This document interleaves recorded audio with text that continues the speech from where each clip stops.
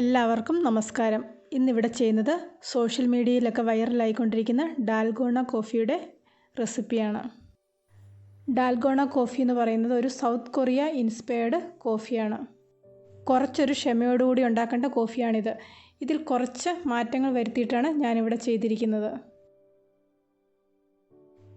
ഇവിടെ ഒരു ബൗളിലേക്ക് 1.5 table spoon instant coffee powder ചേർത്ത് കൊടുക്കുന്നുണ്ട്. അടുത്തതായിട്ട് ഇതിലേക്ക് 2 ടേബിൾ സ്പൂൺ പഞ്ചസാര ചേർത്ത് കൊടുക്കാം. അടുത്തതായി ഇതിലേക്ക് 2 ടേബിൾ സ്പൂൺ നല്ല ചൂടുവെള്ളം ചേർത്ത് കൊടുക്കാം. ഹാൻഡ് മിക്സർ ഇല്ലാത്തവർക്ക് ഇതുപോലെ ഒരു വിസ്ക് ഉപയോഗിച്ച് നല്ലവണ്ണം ഇതൊന്ന് ബീറ്റ് ചെയ്തെടുക്കാം. ഞാനിവിടെ ഒരു ഹാൻഡ് മിക്സർ ഉപയോഗിച്ചിട്ടാണ് ഇത് മിക്സ് ചെയ്തെടുക്കുന്നത്. ഇത് കുറച്ച് സമയം ഇതുപോലെ ഒന്ന് ബീറ്റ് ചെയ്തെടുക്കണം. ഞാനിവിടെ ക്യാമറ ഓഫ് ചെയ്യാതെ തന്നെയാണ് ഇത് ബീറ്റ് ചെയ്തെടുക്കുന്നത്.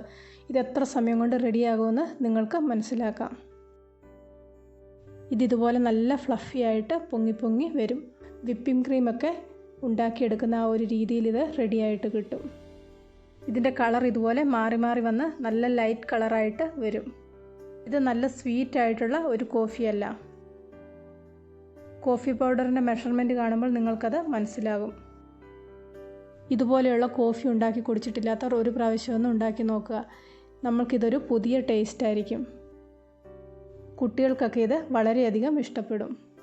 ഈ കോഫിയുടെ റെസിപ്പി ഇഷ്ടപ്പെട്ടെങ്കിൽ ലൈക്ക് ചെയ്യാനും ഷെയർ ചെയ്യാനും അഭിപ്രായങ്ങൾ അറിയിക്കാനും മറക്കണ്ട. ഇവിടെ ഇപ്പോൾ കോഫി മിക്സ് റെഡിയായിട്ട് വന്നിട്ടുണ്ട്. ഇനി ഇത് കുറച്ച് പാലിന് മുകളിലായിട്ട് ഇട്ട് കൊടുക്കാം.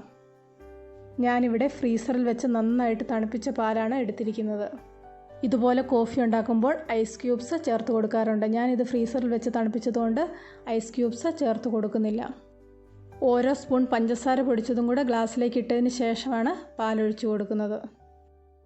ശരിക്കുള്ള റെസിപ്പിയിൽ ഇതുപോലെ കൂടുതൽ പഞ്ചസാര ചേർത്ത് കൊടുക്കുന്നില്ല.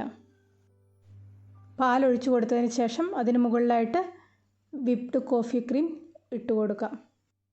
ഇതുപോലെ ക്രീം ഇട്ട് കൊടുക്കുമ്പോൾ ഇത് പാലിന് മുകളിലായിട്ട് തന്നെ കിടക്കും. ഇത് താഴോട്ട് താണു പോകില്ല. ഇവിടെ എടുത്തിരിക്കുന്ന അളവിൽ ഉണ്ടാക്കുകയാണെങ്കിൽ 3 ഗ്ലാസ് പാലിന് വേണ്ടി കണക്കായിട്ട് നമുക്ക് ഉണ്ടാക്കിയെടുക്കാൻ പറ്റും. ക്രീമൊക്കെ ഇതുപോലെ ഇട്ട് കൊടുത്തതിന് ശേഷം ഇതൊന്ന് ഇളക്കിയെടുക്കാം. ഇന്നത്തെ ഡാൽഗോണ കോഫിയുടെ റെസിപ്പി എല്ലാവർക്കും ഇഷ്ടപ്പെട്ടെന്ന് വിശ്വസിക്കുന്നു. ഇഷ്ടപ്പെട്ടെങ്കിൽ ലൈക്ക് ചെയ്യാനും ഷെയർ ചെയ്യാനും മറക്കണ്ട. ചാനൽ സബ്സ്ക്രൈബ് ചെയ്യാത്തവർ ആരെങ്കിലും ഉണ്ടെങ്കിൽ സബ്സ്ക്രൈബ് ചെയ്ത് റൈറ്റ് സൈഡിലെ ബെല്ലൈക്കണും കൂടി ഒന്ന് ആക്ടിവേറ്റ് ആക്കണം.